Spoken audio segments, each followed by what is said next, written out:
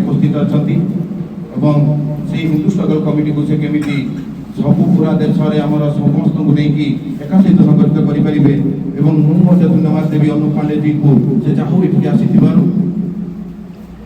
तो मुझे अनुरोध करी आसिक सम्मानित करने अनुरोध करी अनुप पांडे जी को स्वागत करने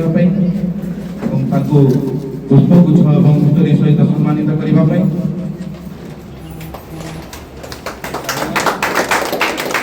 अनुरोध करी पप्पू साहू को पुष्पगुच्छ सहित उत्तरी दे सम्मानित करने अनुरोध करी मोर रिकी भाई पुष्पगुच्छ दे सम्मानित करने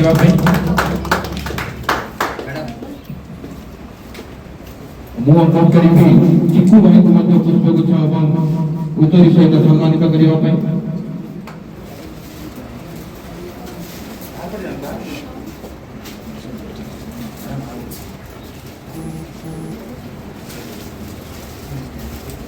पुणी अनुरोध करी सामू पदार्थ पुष्पगुच्छ सहित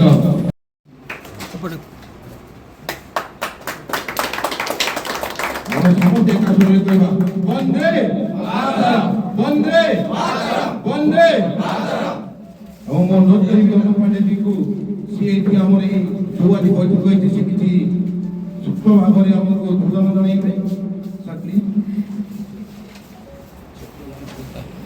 बोलिए भारत माता की जय, भारत माता की जय, वंदे मातरम, वंदे मातरम, वंदे मातरम। मेरे प्यारे साथियों, मेरी बहनें, पत्रकार भाइयों, उड़ीसा के पूरी भूमि के लोगों को मैं प्रणाम करता हूँ। महाप्रभु जगन्नाथ जी को प्रणाम करते हुए मैं अपनी बात की शुरुआत करता हूँ।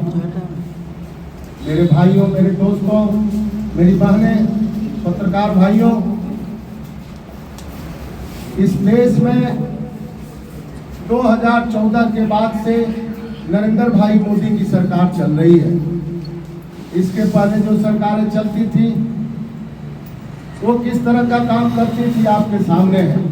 अगर उन सरकारों ने गरीबों पर, किसानों पर, नौजवानों पर, मजदूरों पर ध्यान दिया होता तो शायद देश की स्थिति और सुंदर होती। हमारे सनातन हिंदू धर्म पर, हमारे धार्मिक चिन्हों पर, हमारी गौ गीता, गंगा गायत्री पर जिस तरह के आए दिन टिप्पणी लोग करते हैं, हमारे सनातन को मिटाना चाहते हैं, हमारे भगवान श्री राम का मंदिर, हमारे सनातन धर्म, हिंदू धर्म और उड़ीसा के पूरी भूमि पर इस संगठन की आगाज हमारे पप्पन साहा जी को अध्यक्ष बना करके यहाँ इनको जिम्मेदारी दी गई है। पप्पू भाई के नेतृत्व में पूरे उड़ीसा के अंदर हिंदू संघर्ष समिति समस्या से भी हम लोगों को लड़ना, तो दिल्ली में हम लोगों ने तय किया कि जहां जहां हम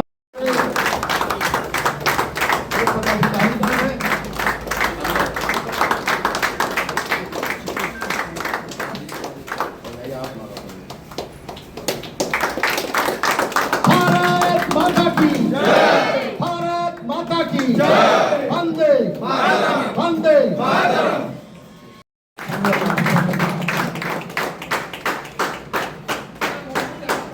अभी ये उड़ीसा के अंदर अंगड़ाई है, आगे और लड़ाई है। आगे हमारा संगठन बहुत मजबूती के साथ यहाँ काम करेगा। पप्पन भाई के नेतृत्व में ये काम करेगा। और बस कोई नहीं। अखिलेश यादव जी हैं, उद्धव ठाकरे हैं, इस तरह के जो काकरोच है, ये काकरोच है। जो काकरोच को समर्थन करता है वो काकरोच होता है, काकरोच ही काकरोच का समर्थन करता है। युवाओं से कोई लेना देना नहीं। अरे भाई, पेपर हिंदू संघर्ष समिति का जो मुख्य मकसद है, हमारे देश के अंदर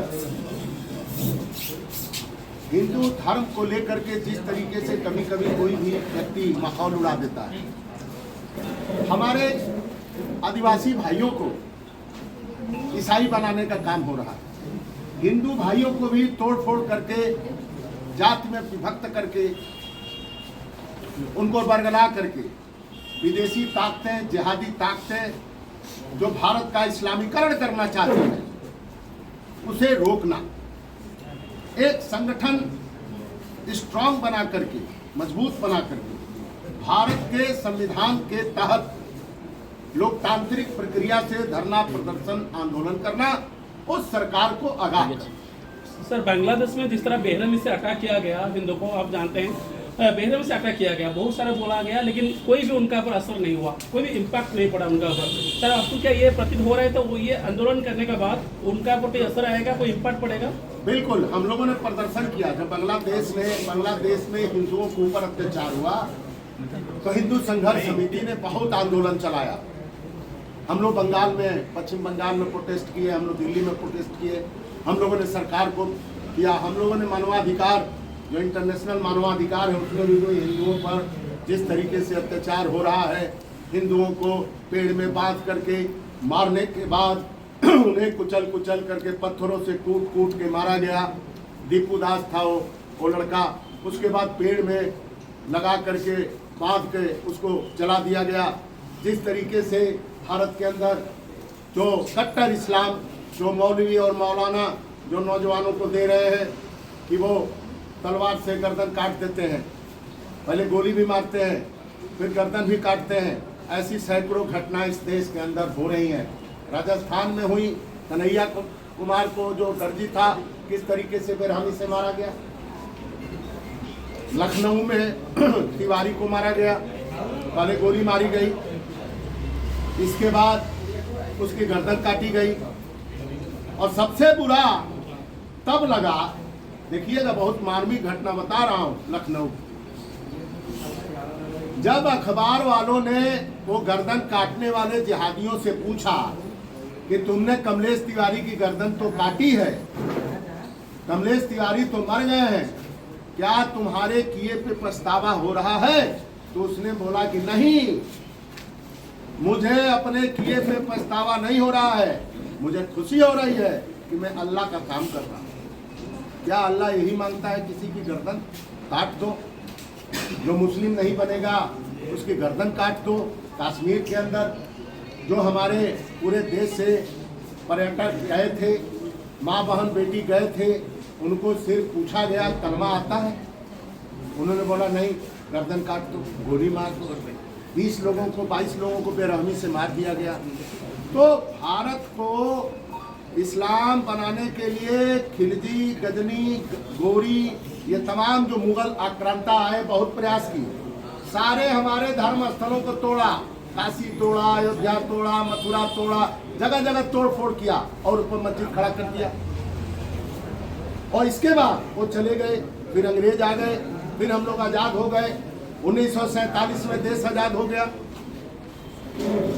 लोग कहते हैं कि महात्मा गांधी का एक गाना है, लोग गाते हैं कांग्रेसी लोग कि ले लिया आजादी बिना खड़क बिना ढाल, और साबरमती के संत तूने कर दिया कमाल। ये कौन सा गाना है भाई?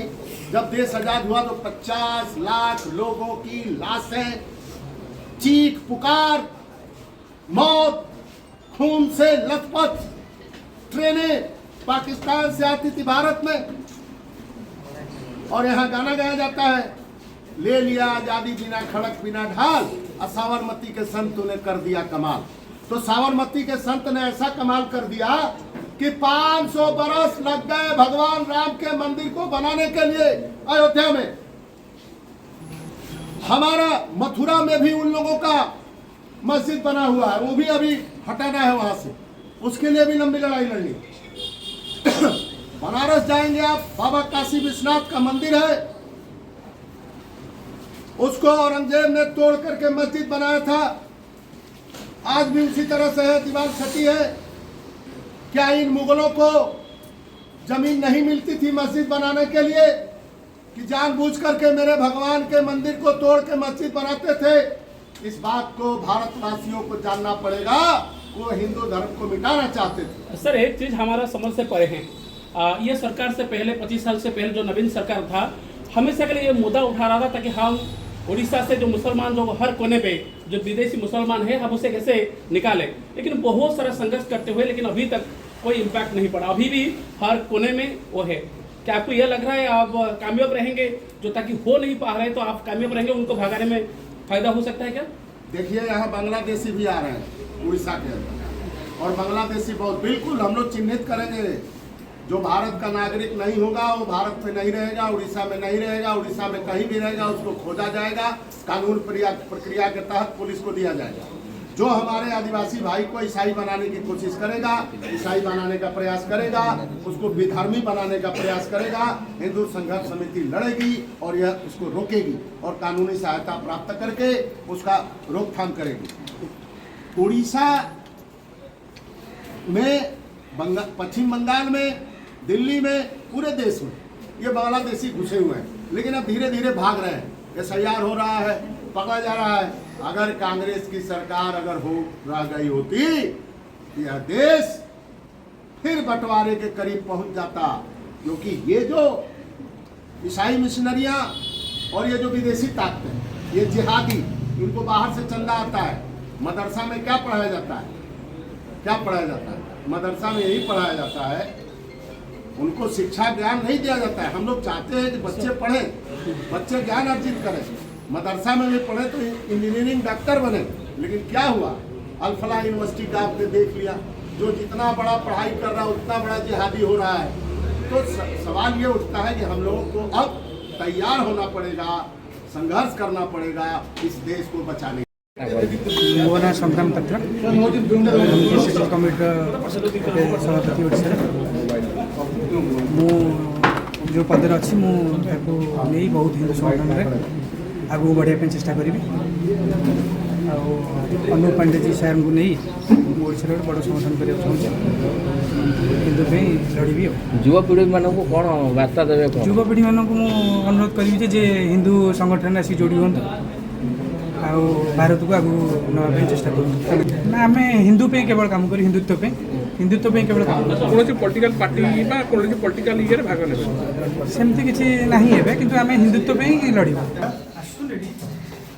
भारत माता की जय, भारत माता की जय, भारत माता की जय, भारत माता की जय, भारत माता की जय। वंदे मातरम, वंदे मातरम, वंदे मातरम, वंदे मातरम।